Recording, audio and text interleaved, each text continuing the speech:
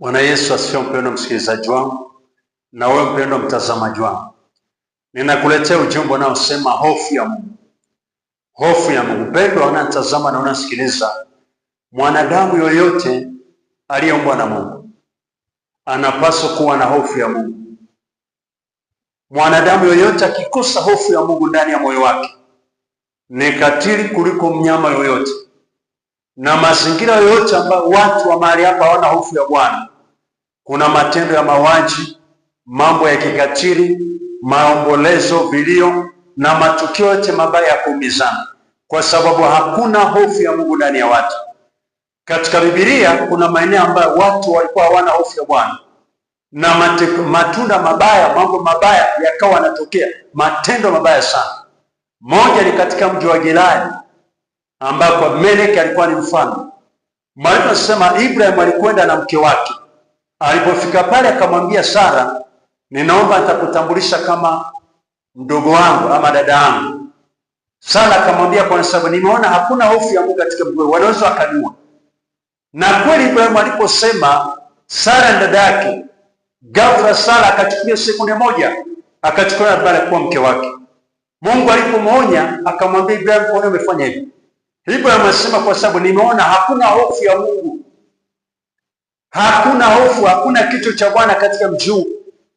Lakini katika Sodoma na Gomora tunaona ya kwamba watu wa mji walikuwa wana hofu ya Bwana. Malaika wametumwa, watu wa mji wadogo kwa wakubwa wanaambatana kwenda kuzini na malaika wa Bwana. Ruto anatokea kusema hao ni wageni wangu, wajumbe wa Bwana. Wanamwambia tutakufanya hata wewe. Yaani watu hofu ya Mungu ikiondoka ndani yao, au ndani ya kanisa ama nje ya kanisa, nataka nikwambie watu wanaweza kufanya vitu vya kumwaibisha Yesu sana. Na kile kitabu cha Isaya 11 mstari wa 2 inaelezea habari ya hofu ya Bwana kama tunda la Roho Mtakatifu. Inaitwa roho ya kumcha Bwana. Kiingereza wanaitwa fear of the Lord. Na kwa lugha nyingine ya Kiswahili hofu ya Bwana inaitwa kicho cha Bwana. Moja kati ya sifa ya mtu ambaye anamcha Bwana ama vitu vinaambatana na hali ya moyo ya mtu ni mtu mwenye kiwango cha juu sana cha heshima mbele za Mungu. Mtu anayemcha Bwana anamheshimu Mungu kuliko mtu yoyote. Na mfano mzuri ni watakatifu wenzetu wa Agano la Kale wa kina Daniel. Daniel alimheshimu Mungu, akawa lazi kwa gharama zozote, hata kupoteza cheo, kupoteza nafasi, kupoteza uhai na hata kutokutana familia yake, kuingizwa katika tundu la sumu. Kiwango cha kumcha Bwana, viwango vya kiroho, kiwango cha kumhofu Bwana, kwamba sitofanya hichi kitu ambacho Mungu hajaniambia. Lakini kitu cha pili kinachoambatana na moyo wa mtu anayemhofu Bwana ni kiwango cha juu sana cha utii kwa Mungu na kwa neno la Mungu. Mtu anayemhofu Bwana ni mtii sana kwa Mungu na kwa neno lake. Haiko tayari kwa gharama zozote kutoka nje ya mipaka ya neno la Bwana, hata ungemshawishi kwa namna gani. Na mfano mzuri wa kina Shadraka, Meshaki na Abednego walivyojua kwamba chakula cha mfalme kina tatizo, wakaona hawezi, wakakubali kujinasha, wakakataa kwa gharama zozote bila kuogopa uso wa mfalme. Walikwambia kuabudu sanamu ya Nebukadneza, hofu ya Mungu ndani yao iliwafanya wawe lazi kuingia kwenye tanuru la moto kuliko kusudia Nebukadneza. Kiwango cha juu sana cha utii mbele za Bwana na lake. Lakini hofu ya Mungu ndani ya mtu huambatana pia na kiwango cha juu sana cha unyenyekevu mbele za Bwana.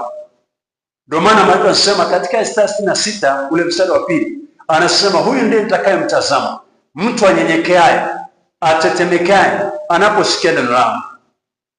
Watu wa Mungu, nataka kusema na wewe. Lakini sifa nyingine ya mtu ambaye ana hofu ya Mungu ndani yake, ana kicho cha Mungu ndani yake, ni mtu ambaye anachukia uovu. Misali 8:13 nasemaje?